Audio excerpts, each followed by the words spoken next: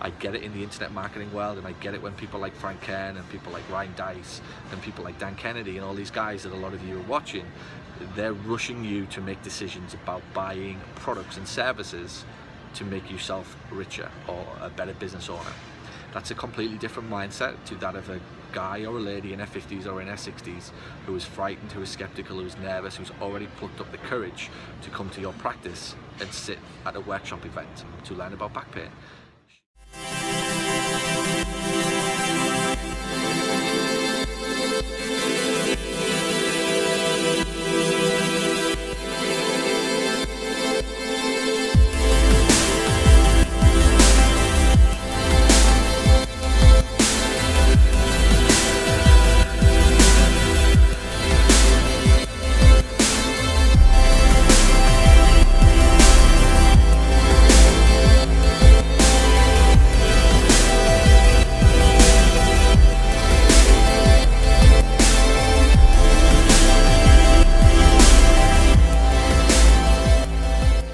So I had a pretty cool day today. Started this morning with some coaching calls, off now to Atlanta.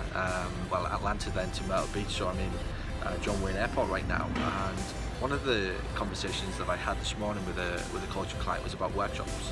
And the question was, should I make an offer at the end about discovery visits or a free taster visit to try and move people from the workshop into obviously becoming a paying patient? And the question was, should we limit, or should I limit the number of free sessions and tell them that it's an exclusive offer, even though anybody at any time can get a discovery visit?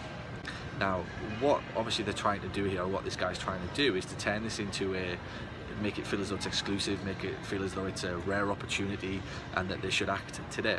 And what I think of it, I think it's a classic case of copying the wrong model. I don't like it when you have to rush patients, and I don't believe that you should ever be in a situation where you're trying to rush people to make decisions in our world.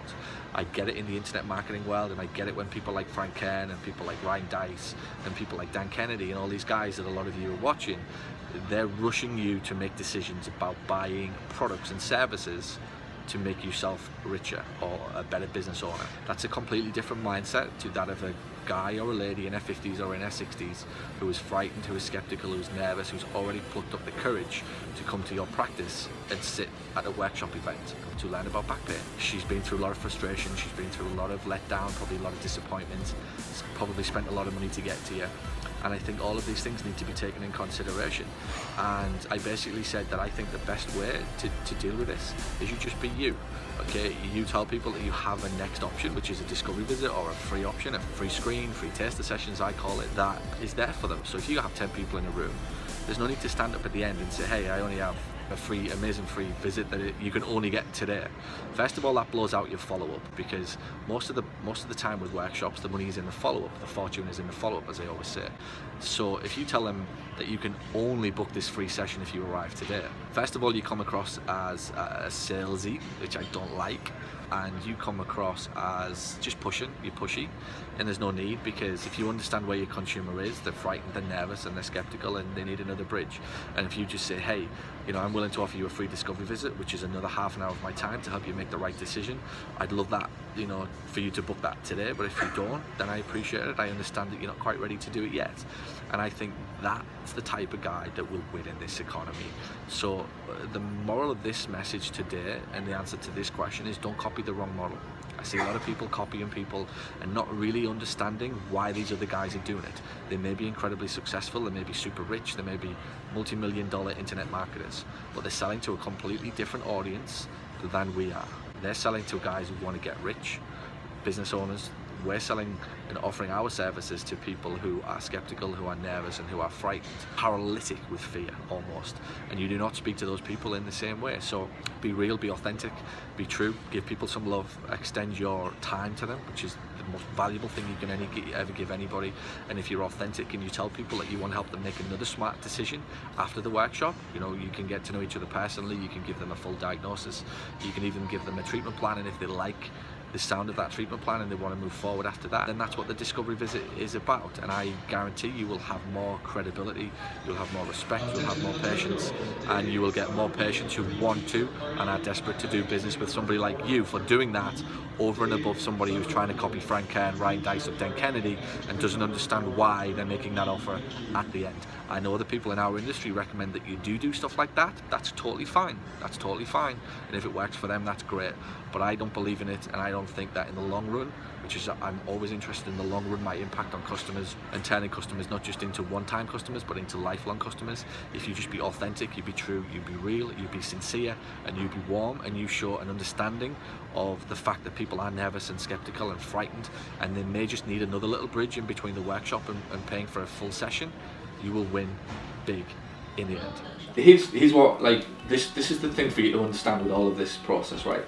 Why is that lady not booked a physiotherapy appointment? How long has she been sat having back pain or sciatica for? Probably weeks, months. I asked her that and she said, I've been at the doctors before but they didn't help with anything. Okay, so all we've done, right, is inserted a bridge. Yeah. Some hope, no pressure, no sales, no getting the decision wrong, can't lose your time, can't lose your money. All we want you to do is attend a workshop. The instant that happens, it's like the classic thing that I've said to you before. When you make a purchase on Amazon, what's the very next thing that they do? They try to get you to buy something else because they know you're in that decision-making process. That's what a workshop does. It starts the journey towards making bigger and better decisions. To take them into a physiotherapy session sometimes is hard. That's why we do the free information. And the workshops is that next level of commitment. So that lady's booked an appointment thinking, or has rang up and thinking, this is right for me, this is exactly what I want. And then because she's booked it, she feels confident, she feels good in her decision making process. You were confident, you were nice, you were polite, you were friendly, and it's like, hey, this is quite cool, this. Like, I wonder if I can actually get something else. Does that make sense? Yeah. She's rang up thinking, these guys are not going to hurt me, they're not going to do anything, they're not going to take any money off me, they're just really nice. But I want more than just a workshop, I actually want some treatment. But we could never have took her. We'd never have took that woman in a million years to a physiotherapy session had we not inserted that bridge. Yeah. So the way to handle that is not to do what a lot of companies would do and go, okay, just don't come for the workshop, just pay for some sessions. You lose all authority, respect and credibility by doing that. You associate with that lady and tell her that there is a solution, but we want to honour and respect the fact that we've advertised a free workshop that she can come and make a better decision about on her health. So at the end of that workshop, we will have an option for her to move into a treatment session for which she'll be in a better position to say yes to. Does that make sense? I do, Paul. It's Judy. Hey, Judy. How are you? Welcome. First one. Hey, good. Thank you. Hey, devil's advocate type of question. Yep. The newspaper piece, I think, is super, the way that you're doing it and everything. We have in our community a tremendous shrinkage of people subscribing to the newspaper. And so I don't know. I mean, I don't know what other people feel about that. They do have, the other thing that you can do with that is they have the newspaper online as well. Yeah. So you can do both of those. Yeah, okay, I'll jump in. What I'd say about newspapers is it's not just your community. Everywhere in the world is suffering from a declining the number of people reading newspapers. But here's the thing. People age 50 plus are still reading newspapers. If you broke that up into demographics, I would be 99.9% certain that there will be and exist people age 50 plus are still strongly reading newspapers because they've been conditioned to read newspapers since the day they were born, and they will do for till the day they die. So that's what I said in the ad. Sorry, in the presentation there. If your audience is like 45, 50 and it's chronic low back pain, you will get them in a newspaper, because what you also have, and again, this doesn't go down to volume, okay? This goes down to attention. I'd rather talk to less people but have their attention than a massive number of people and not have their attention. Make sense? Yeah, that's a good point. Yeah, And those are good points. And so that's what you get when you I like what you're targeting in the article, the age group, because you're absolutely right about people who read the actual paper itself. Like 20s, 30s, 40s, probably dropping off a bit, but 50 plus. Right. If you're doing an orthopedic, pelvic floor, even a therapy type, workshop where there's parents or grandparents, because another way you could do with a newspaper is, who do you know? Because I love working with 50 plus because they're often influencers, so they can actually pass messages on to grandkids and kids to like get your butt there, basically. So you can always call out to those people in newspapers as well. So the distribution's going down, the readership is still there for people age 50 plus, but more importantly, so is the attention. I've watched people in coffee shops age 50 plus. I've been in Starbucks every morning this last week, right? And there's 5 guys who were there at 6 a.m. every morning. Every one of them start reading a newspaper every single morning for an hour. They put the newspaper down and they go home. And like I can see them, every single thing is getting read. Like, and I thinking, how do I get you in my practice? If I was in La Jolla, I'd be like, you will be my patient within a week, because I would just run an ad that would target you. Hi guys, so Paul here, 7 hours after a flight from Myrtle Beach, currently in John Wayne Airport in California, Orange County, and just waiting for my bags, waiting for my taxi, ready to go. It's been a long day, but I've had a good day. Spent the day at an improv theatre in Myrtle Beach.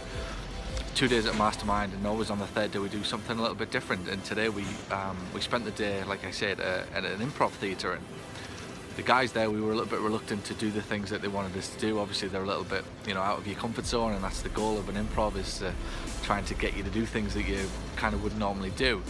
And the lady came up with a great phrase to help us sort of overcome that. She said, she's in her 50s, and she said, when I was young I went into a room and I used to want everybody to like me. Now I'm a little bit older, I go into that room wondering if I like them. And I just thought it was something really significant, and the significance of business is the same. A few years ago in my business life, the big change I had came when I moved away from thinking I've got a patient, I hope they go on to be a compliant patient, to I've got a patient, I hope I want to take them on as a patient. And it's something that I think that that we can all do with that type of mentality, rather than just thinking, hey, we've got a fax or we've got a referral from a doctor. It's I have this amazing service and I have this amazing culture at my practice. I hope this person's right for it, and I hope that we're going to take them on, which is a big mindset shift. So the execution it's a decision.